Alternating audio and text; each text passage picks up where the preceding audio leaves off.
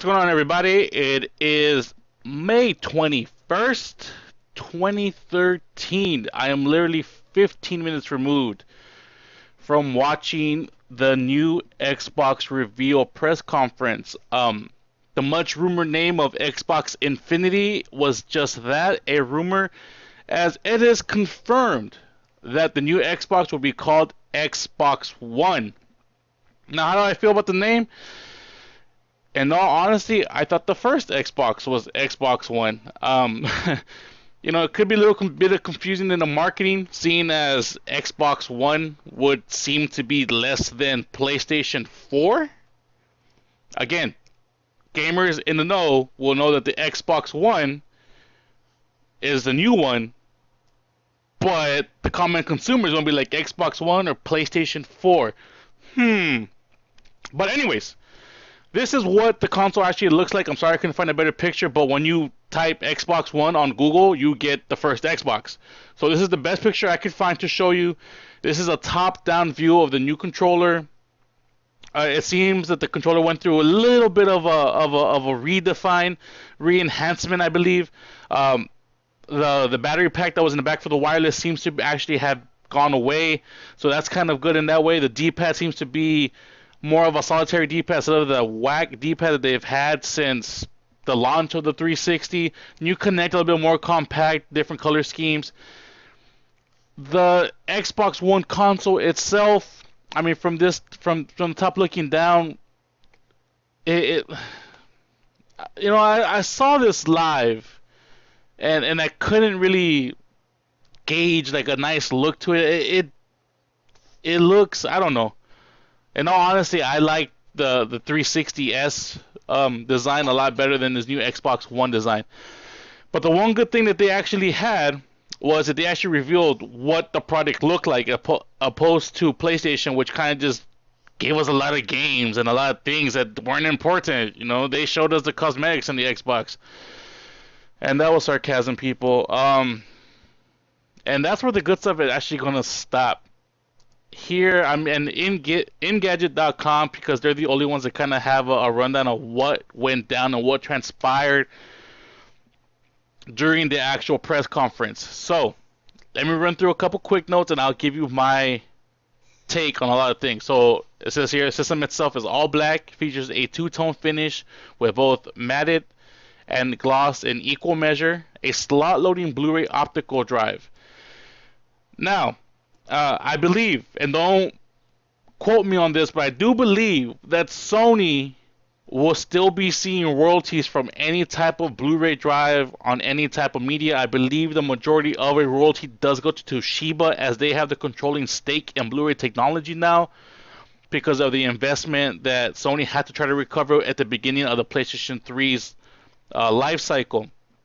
So I do believe that Microsoft will be paying royalties to actually have this Blu-ray drive on their machine, most of it going to Toshiba, but Sony does get a cut from that. So, HD DVD would have been a great thing to support with games 6 years ago, and maybe Microsoft wouldn't be here in this position where they're using a competitor's technology in their own kit. But, let's go on. A power traditional circle power button. Looks touch base. A new thing was done here too. A new Connect also unveiled its power to the console. Xbox On is being trumpeted as the most important feature. There's an instant switching from Xbox One dashboard to live TV. Now, I saw this at the press conference. Yusuf Mehdai, I hope I'm pronouncing your name right. I apologize if I'm not. Demonstrated the new Connect. That was the first thing that they unveiled. And he went through the whole process of showing how the Xbox One's it will now be an all-in-one like living room machine. He would say, Xbox Snap Internet Explorer, and you will see the browser pop up like on the right side. It's similar to the snapping feature you have in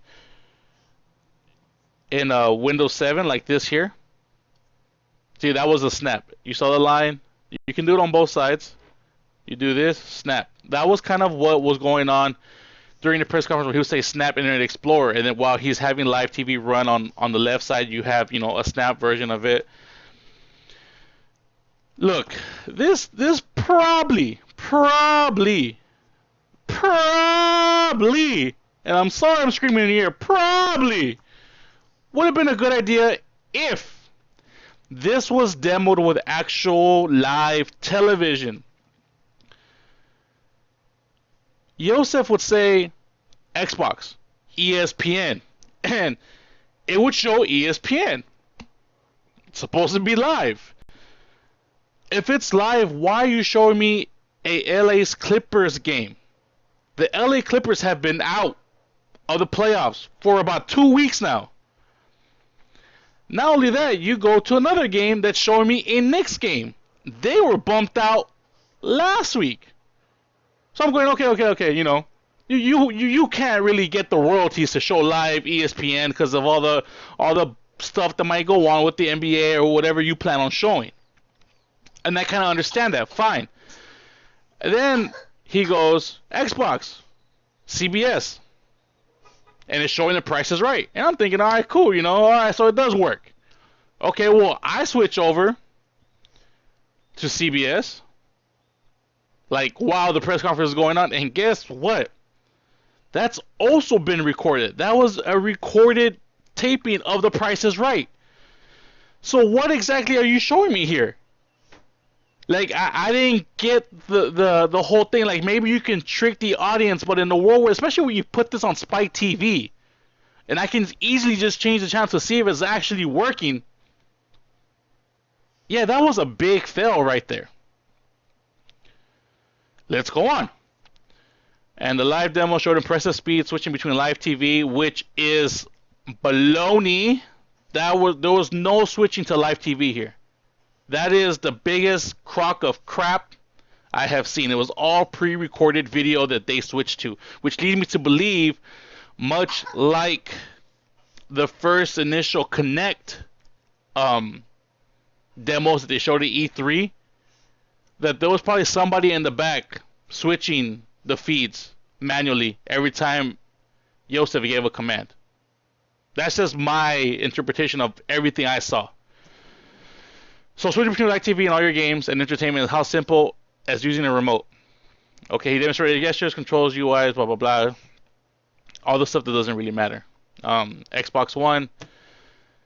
A ton of UI is being shown as an updated version of the Xbox dashboard. Tile system custom to Windows 8. The dashboard has a new trending window in addition to standards used for games, music, movies, etc. The trending concept stretches across the console's media function as well as games with integration with TV programs.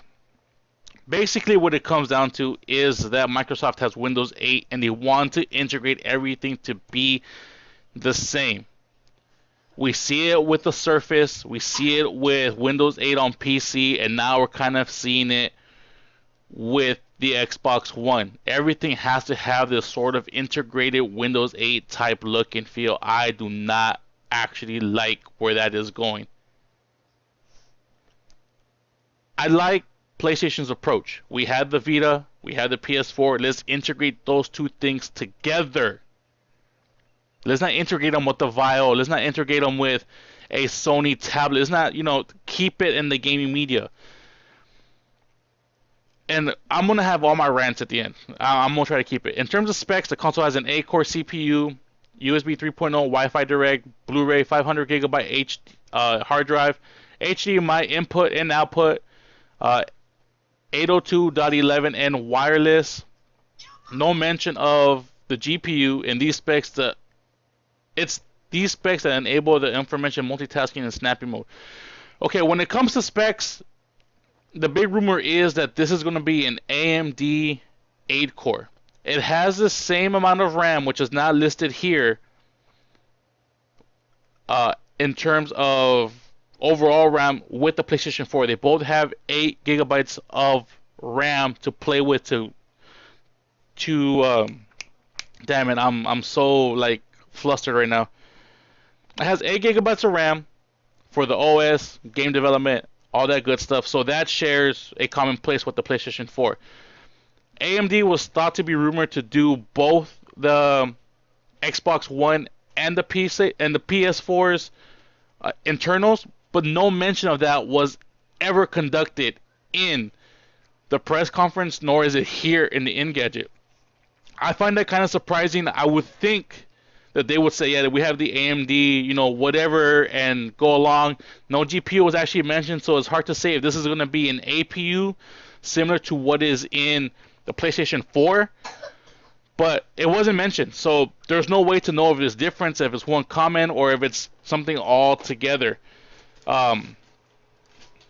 Yeah, and then Xbox Live is getting a major update with over 300 servers backing up the service. Your content is available and stored in the cloud. Microsoft's Mark Whitten said this included a DVR-like service for capturing game developers and offloading process. It's Xbox Live, 2.2, 2.5, whatever you want to call it. It's Xbox Live, just kind of expanded. I don't see myself paying for Xbox Live. I didn't see myself paying for it now.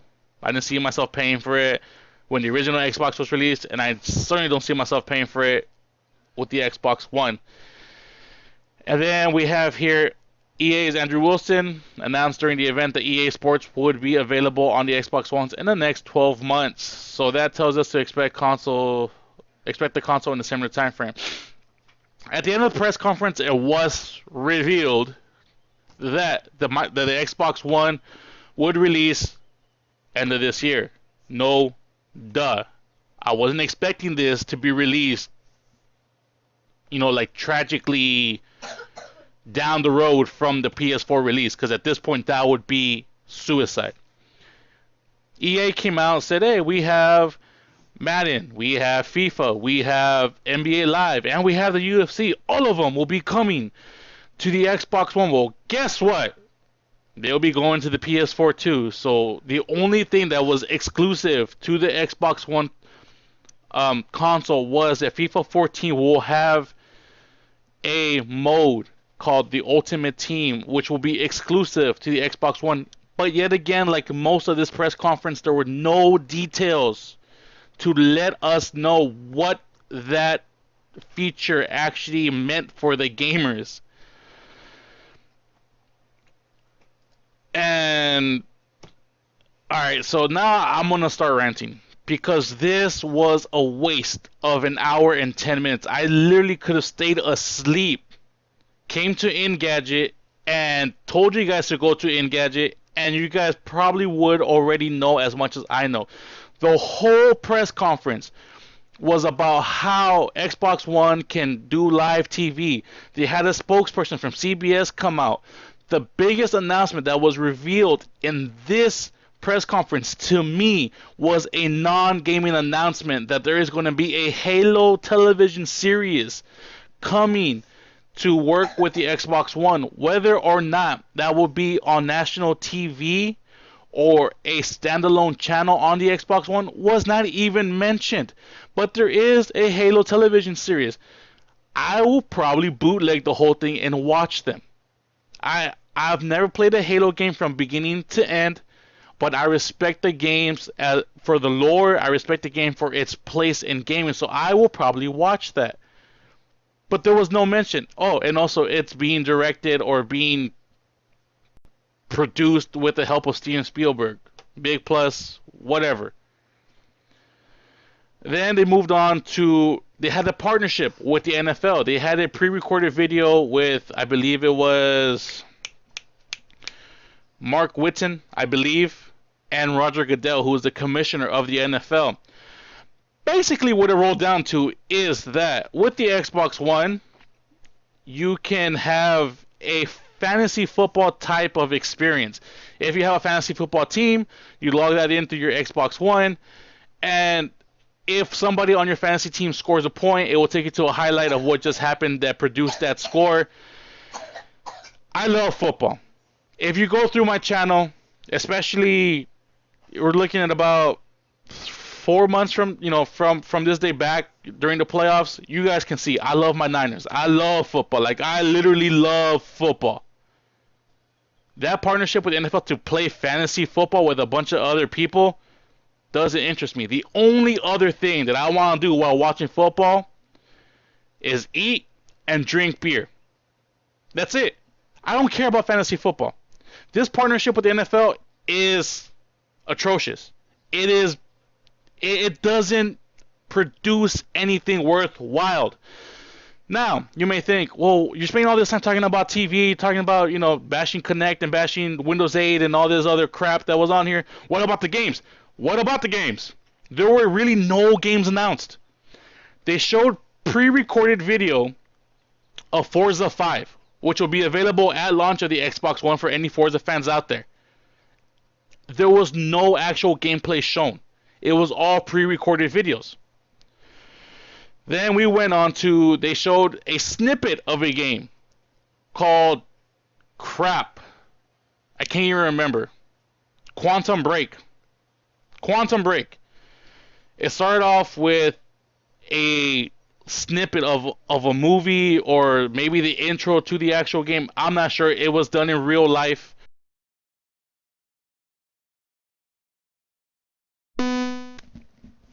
Sorry, I cut out my headphones, but it was done in real life.